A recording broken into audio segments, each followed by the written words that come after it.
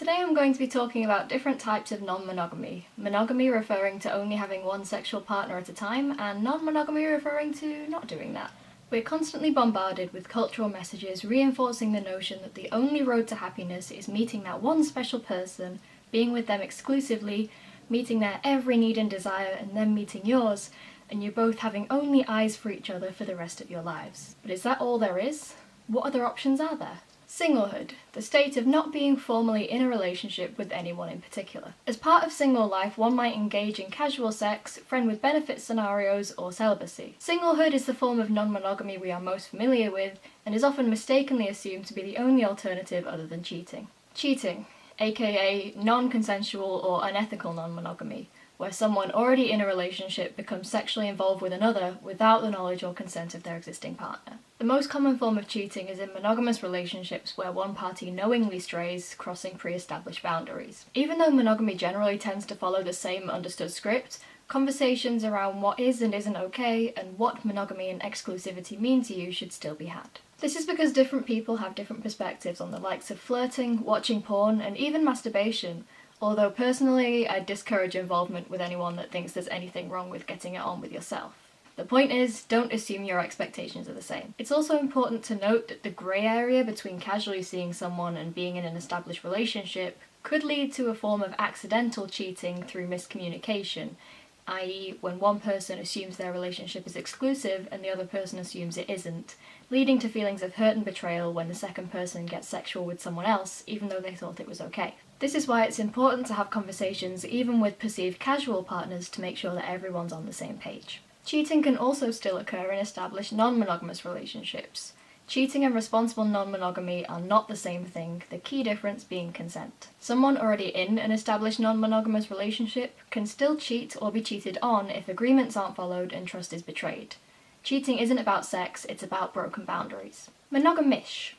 Monogamish generally refers to an arrangement that has more sexual freedom than traditional monogamy, but one that hasn't adopted the label of open relationship. Often it's basically monogamous but with some wiggle room, or more like monogamous than not. Being monogamish might include watching porn or appreciating other kinds of sex work together or individually. Being monogamous with exceptions, for example occasionally bringing a third party into the bedroom, or celebrity it's okay if you sleep with them lists. Or allowing more minor forms of sexual interaction such as flirting or sexting, but nothing beyond that. Monogamish is a deliberately ambiguous term that allows couples to dip their toes into non-monogamy and figure things out for themselves.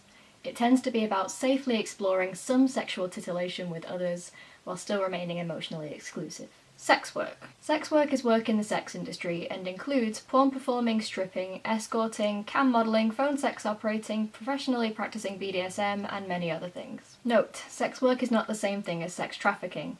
Sex work, by definition, is just as valid a career choice as any other job, and sex workers do not need rescuing and condescension, they need support and more legal protections. But the discourse surrounding that is far too nuanced a subject to go into here. Back to the topic at hand, sex workers are individuals, and so of course their personal lives won't all be conducted in the same way. Some may be single, some in open or polyamorous relationships, which I'll go into in a moment, and for some, sex work may be a form of non-monogamy because their relationships are monogamous with the exception of their jobs. Open relationship. An umbrella term referring to any romantic relationship that's agreed not to be sexually exclusive. In open relationships, couples decide between themselves what degree of involvement with other people is okay, and they may see other people together or separately. For some, everything up to and including penetrative sex with strangers is fine, whereas others may only permit certain sex acts with certain people. Like in monogamish arrangements, usually in an open relationship, emotional involvement with outside partners is not on the table. Swinging. Swinging, like monogamish, is essentially a form of open relationship. Swinging is typically very couple-oriented and heterocentric. Bisexuality in female swingers is relatively common, whereas male-male interaction much less so. Swinging usually involves a male-female couple engaging in sex with other people together, bringing in another girl for threesomes, spouse swapping with another couple, attending sex parties together, or all of the above. Swinging frequently occurs in a specifically arranged, highly structured club or party setting, and may be different from other open relationships in that it involves only getting it on with other people when your regular romantic partner is either present or nearby. Again, emotional involvement with people a couple swings with is usually avoided, as swinging, while a social activity, tends to be strictly about sex. Polygamy. the practice of having multiple spouses in countries where to do so is legal. Polyandry would refer to a woman with multiple husbands, polygyny a husband with multiple wives, and group marriage one where there is a combination of sexes. Polyamory, not the same thing as polygamy. From the root words poly meaning many and amor, love. Different to other types of non-monogamy because it's not just about fun without feelings. Polyamorous people are those who believe the human capacity for romantic love doesn't stop at just one person. Polyamory is about operating on the assumption that multiple emotional connections are not only possible but can be incredibly rewarding, and that your affection for one person doesn't negate or take away from your affection for another. Thus, people in polyamorous relationships may not only have multiple sexual partners, but multiple romantic or emotional connections too, with the knowledge and consent of all involved. There's an abundance of different ways that polyamorous relationships can be structured. For example, instead of a couple, there may be a triad, quad, or moresome of people that are all equally involved with each other. Or person A may be involved with persons B and C, but B and C have no connection themselves. Or there may be more of a chain if B and C each have their own relationships with persons D and E. Depending on how many partners a polyamorous person has, and how many partners their partners have, polyamory can connect people in complex webs of relationships that need diagrams to be easily understood, but complicated doesn't necessarily mean bad. There are various different terms for a group of people connected by polyamory in this way, but my favourite is polycule. Those that aren't directly involved with each other but are part of the same polycule can often form close friendships, so one polycule can be home to many different forms of love. Polyamorous relationships can be open, like we covered before, or closed, where a 3 or more person group would be involved exclusively with each other, just like your typical monogamous relationship, only with more people than 2.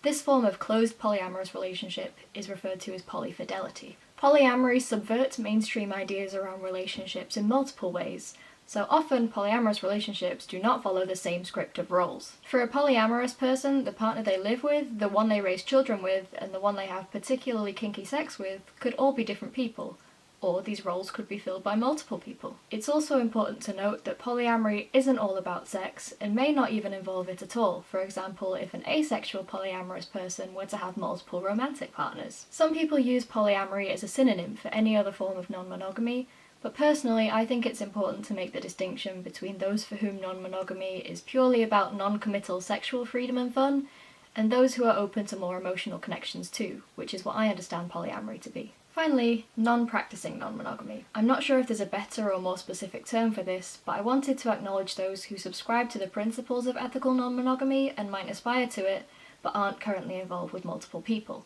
For example, being single and knowing you're polyamorous, or in an open relationship but not having found an additional partner yet. And that concludes this little list of alternatives to monogamy. I should point out that I'm not an expert by any means, but I do think these are important concepts for people to get used to and be aware of, at least on a basic level, to help combat the stigma still surrounding these things. I firmly believe that people should be free to conduct their personal lives however works best for them. As long as all parties involved are safe, consenting, and on the same page, they shouldn't be subject to harsh judgment or criticism from other people just because it might not be their cup of tea.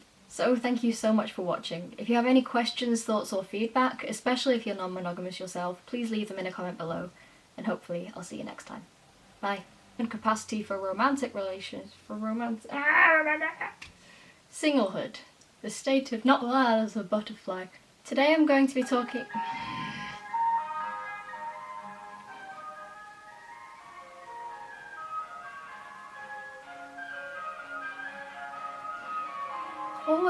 Always when I'm trying to film.